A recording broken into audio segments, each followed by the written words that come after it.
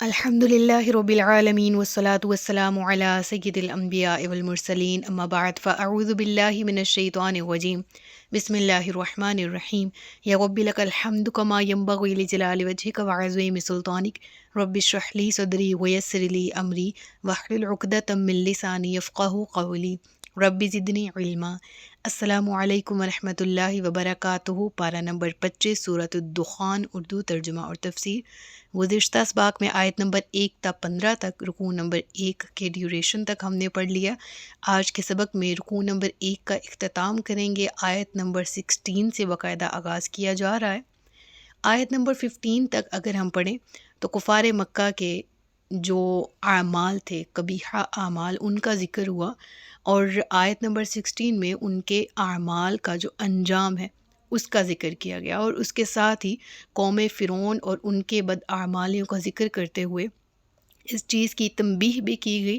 اور ریئلائز بھی کروایا گیا کہ حق کا بول ہر دور میں ہی بالا ہوتا ہے، اور ان الباطل کان زہوقا، باطل جتنا مرضی طاقتور ہی کیوں نہ ہو، جتنا مرضی حق کے خلاف ہی کیوں نہ ہو، آخر کو اس کے نصیب میں شکست ہوتی ہے، اور باطل مٹنے کے لیے ہی ہوتا ہے اور مٹ ہی جاتا ہے۔ تو اس ضمن میں آیات آتی ہیں، یوم نبطش البطشۃ الکبریٰ انا منتقمون۔ گزشتہ آیات میں کفار مکہ کے اعمال بد کا ذکر، اس کی تفصیلات ہم نے پڑھ لی۔ رب العالمین فرماتا ہے کہ ان تمام کی پکڑ کا ایک روز مقرر ہے، جس روز ہم انہیں پوری شدت سے پکڑیں گے، اس روز ہم ان سے بدلہ لیں گے۔ قرآن کریم میں دیگر ایک مقام پر رب العالمین فرماتا ہے کہ ان بطش ربک لشدید، بے شک تیرے رب کی پکڑ بہت سخت ہے۔ یعنی رب العالمین فرماتا ہے جب ہمارے عذاب کا کوڑا ان کی پیٹھ پر لگا تو ابھی تو یہ دنیاوی عذاب تھا جس سے یہ بلبلا اٹھے، یہ تو دنیاوی طور پر پکڑ تھی جس سے ان کے ہوش ٹھکانے آ گئے، اور وہ پکڑ کیا تھی جس کا میں نے شان نزول میں ذکر کیا کہ کس طرح سے وہ ایک بہت ہولناک قحط میں کفار مکہ، مشرکین مکہ گرفتار ہو چکے تھے۔ اور پھر آیت نمبر 15 میں ذکر ہوا کہ یہ عذاب ضرور ٹل جائے گا، لیکن ٹلنے کے بعد یہ ضرور اپنی پرانی روش پر لوٹ جائیں گے، چنانچہ ایسا ہی ہوا۔ تو رب العالمین فرماتے ہیں کہ اگر عذاب ایک مرتبہ ٹل گیا تو انہوں نے کہا کہ ایک دفعہ اس کو ٹال دیں، ہم نافرمانی سے باز آ جائیں گے، لیکن رب العالمین فرما رہے ہیں یہ ہرگز کبھی باز نہیں آئیں گے، اور انہی کے اسی گناہوں پر اصرار کی وجہ سے رب العالمین فرماتا ہے انہیں سخت ترین عذاب میں مبتلا کیا جائے گا، اور یہ وہ عذاب ہے کہ جس سے سخت ترین عذاب کسی کو اس سے پہلے نہ ہو، دنیا میں بھی ذلت اور رسوائی اور آخرت میں بھی۔ شام تک بلکہ اگلے رکوع میں اگر ہم دیکھیں تو زقوم کے درخت کا ذکر بھی آتا ہے جو اہل جہنمیوں کی غذا ہوگی، تو اس پر تفصیلات آ رہی ہیں۔ اللہ تعالی ہمیں ایسے لوگوں میں شمار ہونے سے بچائے۔ اس کے بعد فوراً قوم فرعون کا ذکر آیا، وَلَقَدْ فَتَنَّا قَبْلَهُمْ قَوْمَ فِرْعَوْنَ وَجَاءَهُمْ رَسُولٌ کریم، اور بے شک ہم نے ان سے پہلے فرعون کی قوم کو جانچا اور ان کے پاس ایک معزز رسول تشریف لایا۔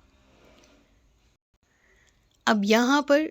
قوم فرعون کا ذکر کیا گیا، اس قوم کے حالات بیان کیے گئے تاکہ اہل مکہ فرعونیوں کے عبرتناک انجام سے عبرت حاصل کرے۔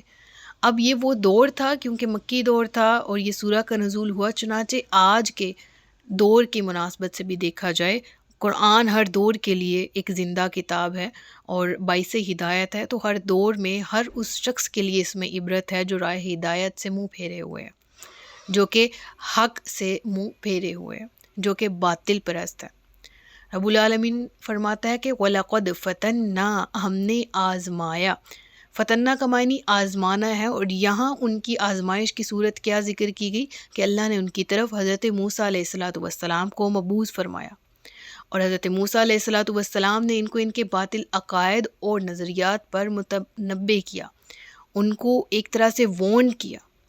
اور انہیں ٹوکا کہ جس قدر اخلاقی پستیوں میں وہ گرے ہوئے تھے ان سے باہر نکلنے کی ان کو دعوت دی،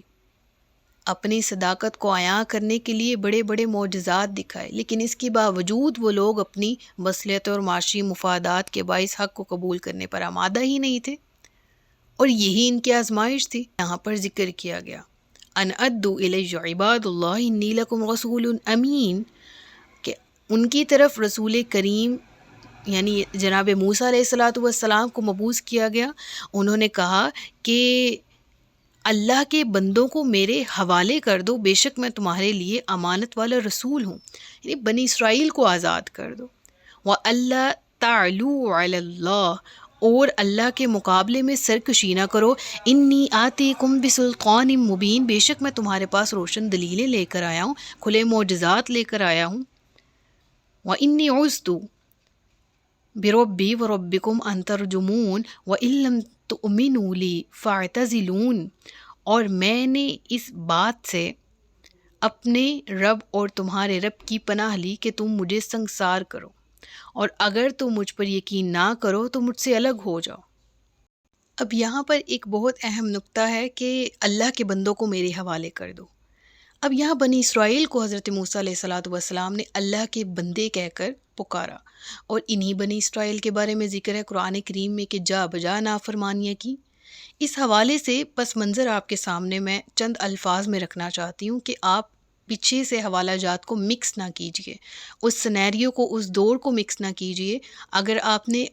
ہر ادوار کو جو بنی اسرائیل پر آئے ان کو مکس کیا تو آپ ان آیات کا مفہوم سمجھنے میں ذرا مشکل کا شکار ہو سکتے ہیں۔ فرعون کے بارے میں ہم نے پڑھا تھا اور اس کی قوم کے بارے میں کہ یہ قبطی تھے کہلاتے، اور بنی اسرائیل کا اصل وطن کنعان تھا، جہاں جناب یوسف علیہ الصلاۃ والسلام کا دور، اگر ہم سورہ یوسف کی تفسیر سے اس کو ریلیٹ کریں، اور حضرت یوسف علیہ الصلاۃ والسلام کے دور میں ہی کنعان سے یہ تمام لوگ رہائش اپنی ترک کر کے کس طرف آ گئے تھے؟ مصر آ کر آباد ہو گئے تھے۔ اس حوالے سے بھی سورہ یوسف میں ہمیں ٹیکسٹ میں دلیل ملتی ہے، ٹھیک ہے۔ حضرت یوسف علیہ الصلاۃ والسلام مصر کے بادشاہ بن جاتے ہیں، اور آپ اپنی فیملی کو، بنی اسرائیل کو وہاں بلاتے ہیں، اور تمام آ کر وہاں آباد ہو جاتے ہیں۔ یہاں رہتے رہتے انہیں صدیاں بیت گئیں، نسلوں کی نسلیں پروان چڑھنے لگی، اور اپنی خداداد صلاحیت اور محنت اور جفاکشی کے باعث انہوں نے مصر میں اپنا ایک خاص قسم کا مقام پیدا کر لیا تھا، اور انہی کی جو خوشحالی تھی اسی کے باعث جو مصری ہیں، جو مصر میں رہنے والے پہلے سے موجود لوگ تھے جن کو قبطی کہا جاتا تھا، دراصل قبط ایک جگہ تھی مصر میں، اور اسی کے ہی رہائش، ایک جس طرح کہہ لیں کہ ہر شخص کو قوم کے ساتھ یا علاقے کے ساتھ جہاں پر وہ رہتا ہے، امام بخاری رحمۃ اللہ تعالی علیہ، امام ترمذی، تو یہ جس علاقے یا شہر سے رہتے تھے پہلے دور میں لوگ، تو ان کے ساتھ ہی ان کو منسوب کر دیا جاتا تھا۔ تو یہ گروپ آف پیپل تھا جنہوں نے پھر آپس میں گٹھ جوڑ کیا، اور وہ سازشیں کرنے لگے، اور وہ بنی اسرائیل کے خلاف ہو گئے، اور وقت گزرنے کے ساتھ ساتھ ود پیسیج آف ٹائم انہوں نے ہی قبضہ کر لیا۔ اس کی مثال آپ لے لیں فلسطین کی اور آج اسرائیل کی، کہ فلسطین میں آباد تھے مسلمز، اور پھر اسرائیل نے پناہ مانگی تھی، لائک اسرائیل کا تو تب ریاست کا وجود ہی نہیں تھا، اور خیر ہم تو اس کو ریاست بھی نہیں مانتے، بینگ مسلم، بینگ پاکستانی۔ تو فلسطینیوں نے ان کو کیا کیا تھا کہ سکونت دی تھی رہنے کے لیے، ٹھیک ہے، جگہ دی تھی، شیلٹر دی تھی، اور یہ انہوں نے مطلب یہودی آ کے رہے، پھر انہوں نے صہیونیت کا ابتدا کیا، اور کرتے کرتے 1947 اور 8 کے دوران انہوں نے مکمل طور پر قبضہ کیا، اسرائیل کے نام سے اپنی ریاست کی اناؤنسمنٹ کر دی، اور پھر آج حالات ہمارے سامنے ہیں۔ بالکل اسی طرح سے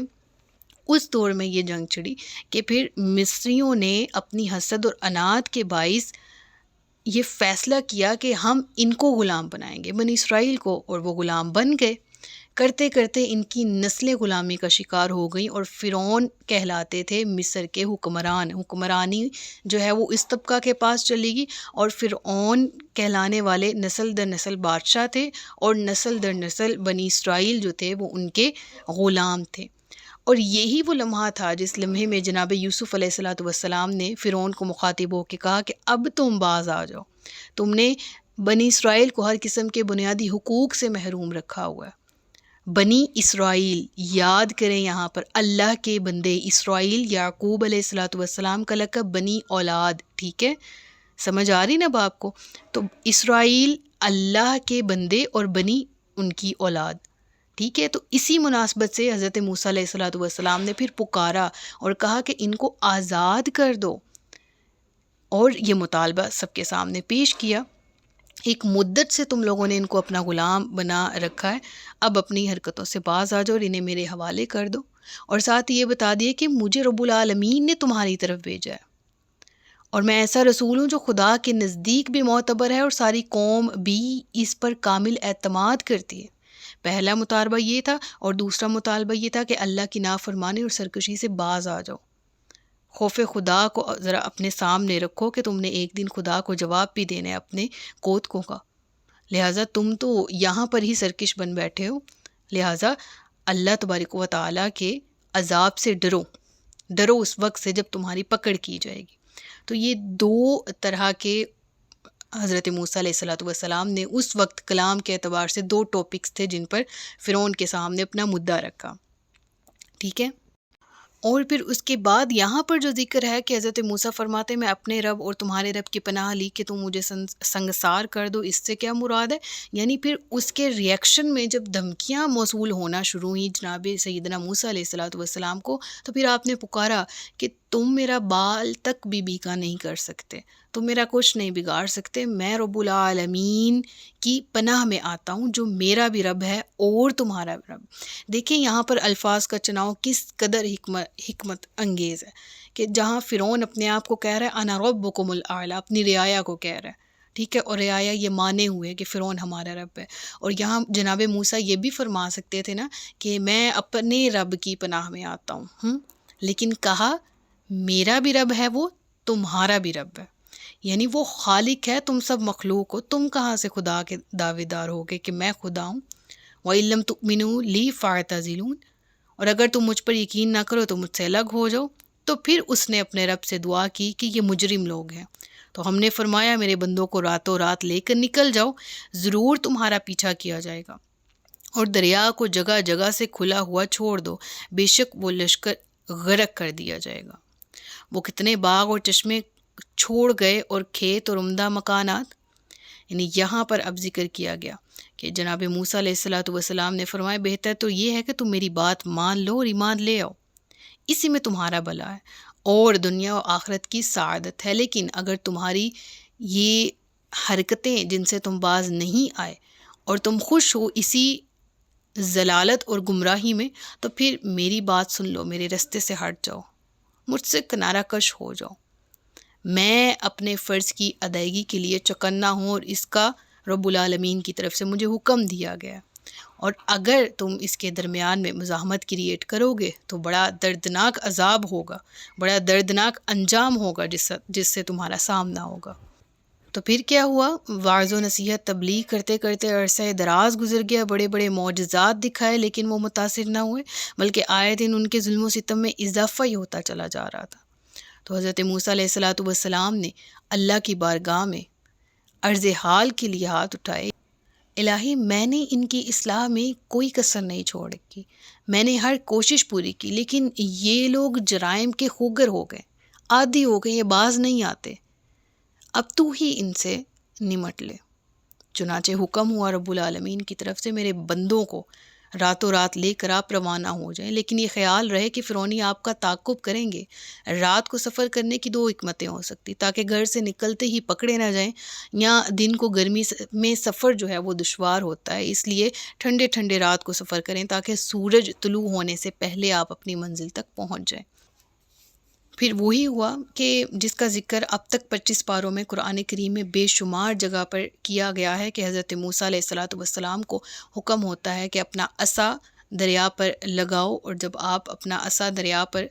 مارتے ہیں تو پھر دریا سے رستے جاری ہو جاتے ہیں۔ قرآن کریم میں ان رستوں کے جاری ہونے کا ذکر ہے، لیکن ایگزیکٹ تعداد کا ذکر بہرحال موجود نہیں ہے، لیکن یہاں پر اگر دیکھیں